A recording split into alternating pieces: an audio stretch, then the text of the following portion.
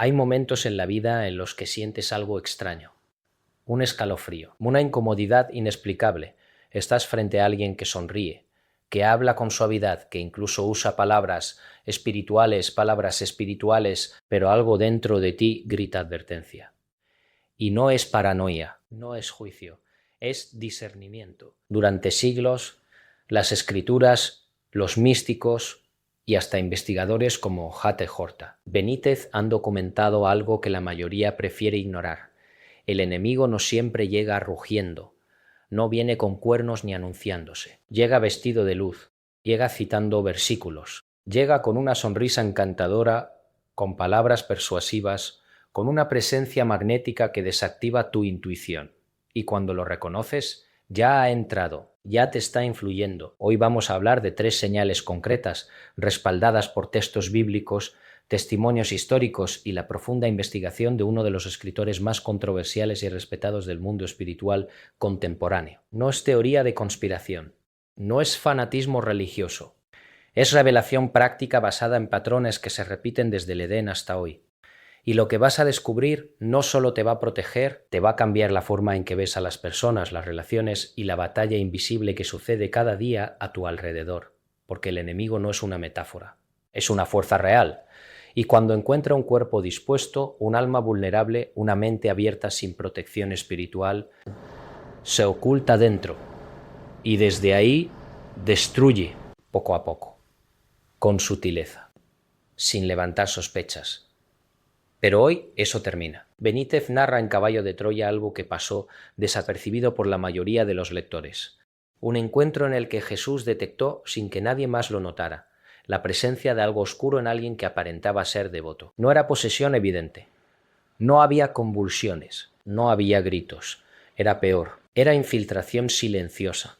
Esta persona hablaba con elocuencia. Parecía iluminada. Hasta movía emociones con su discurso. Pero Jesús, con esa mirada que penetra dimensiones, dijo algo escalofriante. Veo en ti 2 voces, una que suplica, otra que domina. Ese fue el primer indicio registrado, según Benítez, de algo que la Iglesia primitiva conocía bien, pero que después fue silenciado. No todos los que hablan de Dios lo hacen con Dios. Algunos lo hacen con otra voz, usando el mismo vocabulario. Y aquí está el peligro. Si no tienes discernimiento, confundirás esa voz con autoridad espiritual, con unción, con sabiduría, cuando en realidad es estrategia de guerra. La primera señal no es dramática, es justamente eso, la ausencia de alarma. El enemigo no quiere que lo detectes. Por eso se mueve dentro de lo aceptable, dentro de lo religioso, dentro de lo espiritual. Usa el lenguaje que usas tú, cita los mismos salmos que lees, ora en voz alta, asiste a reuniones, pero hay algo que falta. Y ese vacío es el primer grito silencioso de advertencia. San Pablo lo dijo claramente en 2 Corintios 11 y 14. No es de extrañar porque Satanás mismo se disfraza de ángel de luz. Es manual de operaciones. Y cuando entiendes eso, empiezas a ver las grietas en la máscara. Pero hay algo aún más perturbador que Benítez descubrió en sus viajes, en sus entrevistas con testigos, en sus años investigando fenómenos inexplicables, y es que esta táctica no es accidental, es sistemática, y tiene un patrón, siempre empieza igual, siempre se desarrolla de la misma manera. Y si conoces las señales, puedes detenerlo antes de que cause daño irreparable. Porque lo primero que hace el enemigo cuando habita en alguien es esto: destruye tu capacidad de verlo. Te confunde, te hace dudar, te seduce con carisma, con buenas intenciones, con palabras que suenan a verdad pero que dejan un sabor amargo en tu espíritu. Y antes de que te des cuenta, ya confías, ya dependes, ya estás expuesto. Pero ahí no termina la primera señal, apenas comienza en el siglo IV. Hombres y mujeres se alejaron de las ciudades, no por misantropía, sino porque habían visto algo que nadie más quería admitir. El enemigo había entrado en las iglesias, no como fantasma, no como mito, sino encarnado, habitando dentro de creyentes sinceros que, sin saberlo, habían abierto puertas interiores que nunca debieron abrirse. Estos monjes y anacoretas, los llamados padres del desierto, escribieron tratados enteros sobre cómo identificar espíritus encubiertos. Ellos no hablaban de posesiones cinematográficas, hablaban de algo mucho más sutil y peligroso, la cohabitación espiritual, un demonio que no controla todo el tiempo, sino que sugiere, que empuja suavemente, que planta pensamientos que la persona cree suyos. San Antonio Abad documentó casos donde personas piadosas, después de años de ayuno y oración, comenzaron a actuar de manera extraña. No blasfemaban, no pecaban abiertamente, pero algo en su presencia empezó a generar división, confusión y miedo. Familias se separaban después de hablar con ellas. Comunidades se rompían sin saber por qué, y la persona en cuestión siempre parecía inocente, siempre decía lo correcto. Esto es lo que Benítez redescubrió en sus investigaciones. Él entrevistó a exorcistas, a psicólogos cristianos, a pastores de diferentes denominaciones, y todos, sin excepción, coincidían en un patrón: el enemigo no grita. Susurra, y su susurro tiene 3 características infalibles. La primera ya la vimos: ausencia de alarma espiritual visible, pero la segunda es aún más escalofriante. En los escritos de Evagrio Póntico, uno de los más brillantes teólogos del desierto, se describe un fenómeno llamado la sonrisa del vacío. Es una expresión que usan las personas habitadas. Sonríen, pero no hay vida en sus ojos. Hablan, pero no hay sustancia detrás de sus palabras. Prometen, pero nunca cumplen lo verdaderamente importante.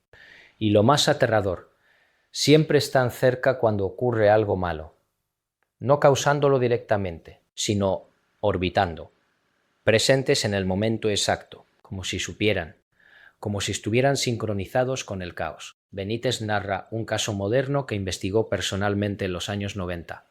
Una mujer en una comunidad religiosa en España, dulce, caritativa, oraba horas, pero cada vez que alguien comenzaba a prosperar espiritualmente, esa persona terminaba enferma, confundida o alejándose de la fe, sin razón aparente, y la mujer siempre estaba ahí para consolar, para ofrecer ayuda. Durante años, nadie sospechó, hasta que un anciano sacerdote, formado en los métodos antiguos, la observó rezar, y notó algo que hizo que su sangre se congelara. Estaba rezando las palabras correctas, pero al revés en su mente pronunciaba bendiciones, pero su intención era maldición, y eso, según la teología antigua, es inversión sacramental. Una de las marcas más antiguas del enemigo. Este es el conocimiento que fue suprimido. Porque asusta, porque obliga a mirar más allá de las apariencias, porque destruye la comodidad de creer que todos los que dicen Señor, Señor, realmente lo conocen. Pero aquí hay un detalle que casi nadie ha notado y es crucial para entender la segunda señal. Hay un versículo que casi nunca se predica. Está en Mateo 7 y 22-23. Jesús dice: muchos me dirán en aquel día: Señor, Señor, no profetizamos en tu nombre, y en tu nombre echamos fuera demonios, y en tu nombre hicimos muchos milagros. Y entonces les declararé: nunca os conocí. Apartaos de mí, hacedores de maldad. ¿Líes otra vez? Gente que profetizó, que echó demonios, que hizo milagros, y Cristo los rechaza. ¿Por qué? Porque el poder no valida la fuente, porque el enemigo también tiene poder, y puede operar a través de personas que creen estar sirviendo a Dios. Esto es lo que Benítez llama el síndrome del falso profeta encubierto. No es alguien que dice ser Jesús, es alguien que usa el nombre de Jesús como tapadera, alguien que predica verdades mezcladas con veneno, que sana con una mano y maldice con la otra, que levanta con palabras y destruye con intenciones ocultas. Y la segunda señal es precisamente esta: contradicción energética. Tú hablas con esa persona y sientes 2 cosas al mismo tiempo. Por un lado, sus palabras suenan correctas, hasta inspiradoras. Pero por otro lado, tu espíritu se contrae. Te sientes agotado después de estar con ella. Tienes pensamientos oscuros que no tenías antes.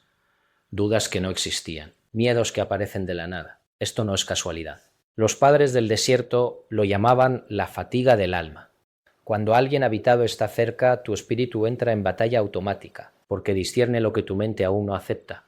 Y esa batalla interior te agota, te confunde, te hace creer que el problema eres tú. Benítez documenta esto con precisión científica. Entrevistó a personas que habían estado cerca de individuos sospechosos de influencia espiritual oscura y todos reportaban los mismos síntomas: insomnio, pesadillas recurrentes, sensación de opresión en el pecho y una extraña compulsión a volver con esa persona aunque no quisieran. Es un tipo de adicción espiritual inducida. El enemigo usa a su portador como imán, para confundir, para atar, para desviar. Y lo hace con tanta sutileza que la víctima cree que está desarrollando una amistad profunda o una conexión espiritual especial, cuando en realidad está siendo drenada. Santa Teresa de Ávila lo advirtió en Las Moradas. Hay espíritus que imitan la consolación divina, que producen falsa paz, que te hacen sentir bien, pero te alejan del verdadero Dios, y la forma de distinguirlos es sencilla. La verdadera paz te acerca a Cristo, a la verdad, a la humildad. La falsa paz te aísla, te hincha de ego espiritual, y te convierte en juez de otros. Y aquí viene lo devastador. Muchas personas que están siendo habitadas no lo saben. Creen que están en lo correcto, que están sirviendo, que están iluminados, mientras su sombra crece y devora todo lo que tocan. Pero hay una tercera señal, y esta es la definitiva, la que no falla, la que Benítez considera la más peligrosa porque es la más difícil de aceptar. Durante años, los estudiosos del Nuevo Testamento han debatido algo inquietante. ¿Cuándo exactamente Satanás entró en Judas? En Juan 13 y 27 dice que fue durante la última cena. Pero si lees Lucas 22 y 3, dice que entró Satanás en Judas antes, cuando fue a los sacerdotes para traicionarlo. Entonces, ¿fue posesión instantánea o proceso gradual? Benítez, en sus estudios sobre los manuscritos apócrifos y las tradiciones rabínicas, encontró algo perturbador. Según fuentes extrabíblicas, Judas había estado cambiando mucho antes. Había mostrado señales, pequeñas, imperceptibles para la mayoría. Pero estaban ahí. Comenzó a cuestionar en privado, a murmurar, a calcular, a guardar rencor cuando Jesús lo corregía públicamente. Y esa grieta interna, ese orgullo no confesado, ese control nunca soltado, se convirtió en puerta de entrada. El proceso no fue dramático. Fue gradual, y esto es clave. El enemigo no entra donde no se le invita. No de forma permanente, al menos. Puede atacar, puede tentar, puede presionar, pero para habitar necesita una apertura interna, un sí consciente o inconsciente, una renuncia a la cobertura divina. Y ahí llegamos a la tercera señal, rechazo sistemático a la corrección espiritual. Cuando alguien está siendo habitado, no importa cuánta verdad le presentes, no importa cuánto amor le muestres. Siempre encontrará una manera de justificar su posición, de defenderse sin humildad, de contraatacar cuando se le confronta. No porque sea terco, sino porque ya no está solo en esa decisión. Hay una voz interna que le dice: no cedas, tú tienes razón. Ellos no entienden. Ellos te juzgan. Y esa voz es tan convincente, tan similar a la suya propia, que la persona cree que es su verdadero yo. Pablo lo menciona en 2 Timoteo 4 y 3:4. Vendrá tiempo cuando no sufrirán la sana doctrina, sino que teniendo comezón de oír se amontonarán maestros conforme a sus propias concupiscencias, y apartarán de la verdad el oído. Esa comezón de oír no es sed de conocimiento, es adicción a doctrinas que justifican lo que ya quieren hacer. Es búsqueda de validación espiritual para decisiones carnales, y cuando encuentran a alguien que les dice lo que quieren escuchar, abren la puerta sin saberlo. Benítez entrevistó a un exorcista jesuita en Roma que le contó algo escalofriante.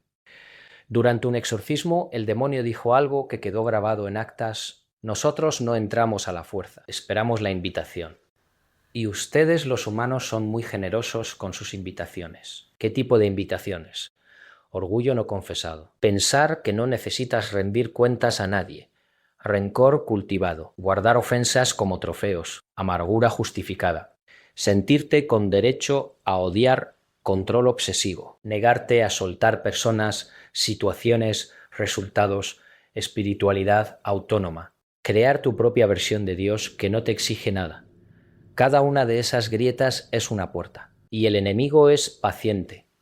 No la atraviesa de golpe. La empuja poco a poco, hasta que un día la persona ya no es completamente ella misma. Y esto se vuelve aún más oscuro cuando descubres que en el siglo II los gnósticos ya sabían esto. Enseñaban que ciertos espíritus esperan en umbrales emocionales, momentos de ira intensa, de lujuria desenfrenada, de tristeza profunda. Y en esos momentos, si no hay cobertura espiritual, Si no hay invocación consciente del nombre de Jesús, se cuela no como posesión total, sino como huésped no invitado que se instala en una habitación oscura de tu alma, y desde ahí comienza a decorar, a cambiar tu percepción, a torcer tus deseos, a susurrarte razones para alejarte de la luz. Pero aquí hay un detalle que casi nadie ha notado, y que Benítez considera fundamental para entender todo esto. El enemigo no solo habita, también organiza encuentros. Hay un fenómeno documentado por teólogos, psicólogos cristianos y hasta investigadores paranormales. Las personas habitadas se encuentran entre sí no por casualidad, no por coincidencia, sino por algo que Benítez describe como atracción magnética espiritual invertida.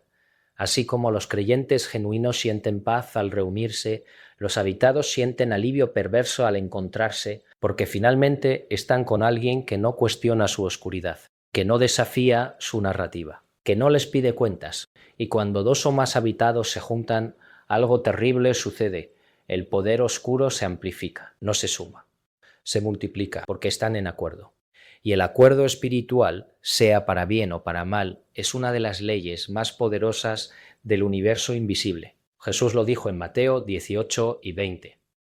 Donde dos o tres se reúnen en mi nombre, allí estoy yo en medio de ellos. Donde dos o tres se reúnen en rebelión, en amargura, en orgullo, otra presencia se manifiesta. Benítez documentó esto en España en una comunidad donde 3 líderes carismáticos comenzaron a reunirse en secreto. Oraban, ayunaban, hablaban de avivamiento. Pero cada vez que salían de esas reuniones, algo en el ambiente cambiaba. Las personas empezaban a pelearse, los matrimonios se quebraban, las finanzas colapsaban y nadie entendía por qué. Hasta que un intercesor anciano, con años de experiencia en guerra espiritual, tuvo una visión, vio a esos 3 líderes rodeados de sombras, y las sombras no los atacaban, los acompañaban, los guiaban, les daban palabras, y ellos, creyendo que era el Espíritu Santo, obedecían. Cuando finalmente fueron confrontados, reaccionaron con furia, con acusaciones, con divisiones, y se fueron, llevándose con ellos a la mitad de la congregación, que después colapsó en escándalos, abusos y caos. Este es el patrón, siempre es el mismo. Primero, infiltración solitaria. Una persona se abre. El enemigo entra. Segundo, validación grupal. Esa persona busca y encuentra a otros con la misma apertura. Tercero, creación de narrativa alternativa. Juntos construyen una versión espiritual que los justifica. Cuarto, división. Atacan lo genuino, lo puro, lo que realmente viene de Dios. Quinto, destrucción. Cuando ya no tienen a quien atacar afuera, se devoran entre sí, y lo más trágico es que muchos de ellos nunca despiertan. Mueren creyendo que sirvieron a Dios, cuando en realidad sirvieron a su ego, a su dolor, a su orgullo, y por ende al enemigo. Pero espera un momento más, porque lo más importante está a punto de revelarse. Vivimos en una época donde ser espiritual está de moda, donde todo el mundo habla de energía, de vibras, de universo, de ángeles. Pero casi nadie habla del enemigo, porque es incómodo, porque no suena positivo, porque la cultura moderna prefiere la espiritualidad sin rendición de cuentas. Y en ese vacío de discernimiento el enemigo está haciendo su mejor trabajo en siglos. No necesita poseer a millones, solo necesita habitar a los influyentes, a los que tienen plataformas, a los que escriben libros, a los que lideran iglesias, a los que están frente a cámaras, y desde ahí, con una sonrisa encantadora y palabras empoderadoras, desvía multitudes. Benítez lo vio venir hace décadas. Escribió sobre ello, advirtió sobre ello, y fue ridiculizado, porque nadie quiere creer que el lobo puede estar vestido con ropas de pastor, que la serpiente puede estar en el púlpito, que el traidor puede estar dirigiendo la alabanza. Pero las señales están ahí. Primera señal, ausencia de alarma espiritual.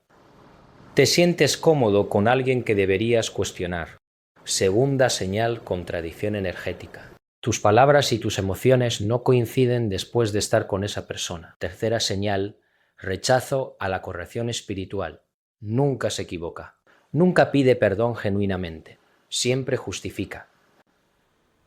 Siempre contraataca. Ahora pregúntate, ¿conoces a alguien así? No estoy hablando de personas imperfectas. Todos lo somos. Estoy hablando de patrones consistentes, de conductas repetitivas que no cambian con el tiempo, de máscaras que nunca se caen, porque ya no son máscaras, ya son parte del rostro. Y aquí viene la parte más difícil de aceptar. Puede que esa persona seas tú, no porque seas malvado, sino porque en algún momento abriste una puerta, justificaste algo que no debías, decidiste controlar en vez de confiar. Y en esa apertura algo entró, algo que ahora susurra, que ahora sugiere, que ahora te defiende cuando deberías arrepentirte. Y si estás leyendo esto y sientes furia, si sientes rechazo inmediato, si tu mente ya está formulando defensas, detente. Respira, porque esa reacción es la tercera señal. El enemigo no quiere que veas. Y hará todo para que cierres esta reflexión antes de terminarla. Pero si hay una parte de ti, aunque sea pequeña, que reconoce la verdad, entonces todavía hay esperanza. Porque el primer paso para la liberación no es el exorcismo, es el reconocimiento. La buena noticia es que el enemigo no tiene derechos permanentes, solo tiene los que tú le das. Y lo que se abrió por decisión, se cierra por decisión, pero no es un proceso pasivo. No basta con decir me arrepiento de labios. Tiene que ser un desgarre interior, un reconocimiento profundo de haber jugado con fuego, de haber creído que podías manejar el orgullo, la amargura, el rencor, el control, sin consecuencias espirituales. San Ignacio de Loyola desarrolló un método que Benítez considera clave: el examen de conciencia diario, no como ritual religioso, sino como higiene espiritual. Cada noche antes de dormir revisa tu día, no solo tus acciones, también tus intenciones. ¿Dónde sentiste paz? ¿Dónde sentiste opresión? ¿Qué palabras trajeron vida? ¿Cuáles trajeron muerte? ¿En qué momentos actuaste como Cristo? ¿En cuáles actuaste como su opuesto? Y aquí está la clave: no te justifiques. El enemigo vive en las justificaciones. Vive en el pero es que, en el yo tenía razones. La humildad genuina corta toda raíz demoníaca. Porque el enemigo no puede habitar donde no hay orgullo que lo sostenga. No puede operar donde no hay control que ejercer. No puede quedarse donde no hay amargura que alimentar. Por eso Jesús dijo en Mateo 5:3, bienaventurados los pobres en espíritu, porque de ellos es el reino de los cielos. Ser pobre en espíritu no es ser débil, es reconocer que sin Dios no eres nada. Y ese reconocimiento es blindaje espirituales. Benítez también recomienda algo radical. No importa cuánto tiempo tengas con esa persona, no importa cuánto te duela. Si después de estar con ella siempre sales confundido, agotado, alejado de Dios, esa relación no es de Dios. Y sí, es posible que esa persona sea familia, que sea tu pareja, que sea tu líder espiritual. No importa. Tu alma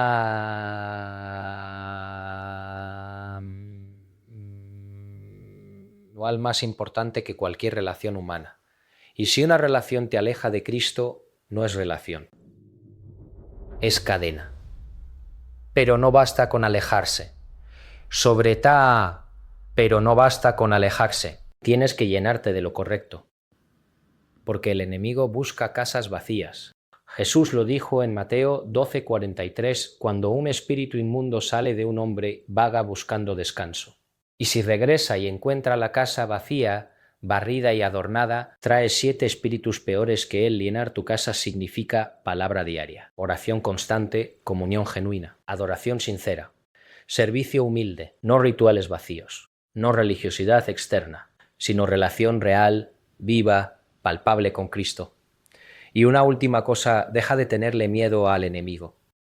Respétalo, sí, distiérnelo siempre, pero no le temas, porque mayor es el que está en ti que el que está en el mundo.